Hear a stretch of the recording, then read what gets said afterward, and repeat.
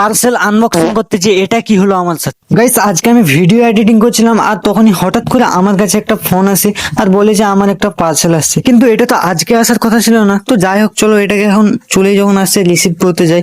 হ্যাঁ, তারপরে আমি ঘর থেকে বাড়িয়ে গেলাম আর বাড়িয়ে যেয়ে দেখি আমার আগে ডেলিভারি ম্যান এসে দাঁড়িয়েছিল। তো আমাকে প্রোডাক্ট দেওয়ার জায়গায় তার ফোনটাই দিয়ে দিল। না না মানে আমাকে একটু ফোনটা কিছু কাজের জন্য দিয়েছিল।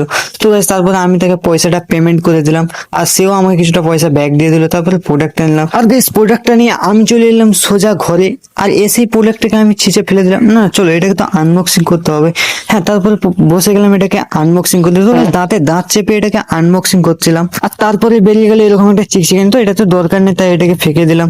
হ্যাঁ, তারপরে চলো এই আসল জিনিসটাকে বের করি। তো গাইস এটা ছিল আমার একটা জামা, এটা আমার অনেক পছন্দ হয়েছিল তাই আমি অর্ডার দিয়েছিলাম। তো গাইস জামাটা দেখে তো ঠিকই লাগছে, চলো এটাকে পরে ট্রাই করা যাক। হ্যাঁ, তারপরে জামাটাকে পরে গাইস হাতাগুলোকে ঠিকভাবে গুটিয়ে নিলাম। গাইস এটা হচ্ছে আমার ফাইনাল লুক। তো গাইস দেখতেই পাচ্ছ জামাটা কেমন হয়ে গেছে। তো গরিবের হচ্ছে সব থেকে বড় কথা যে 300 টাকা দিয়ে জামা কিনলে 50 টাকা লেগেছে জামাটাকে কাটিং করতে, মানে মোটমাট 350 টাকা। তো তোমরা ফলো আর সাবস্ক্রাইব দুটোই করে দিও।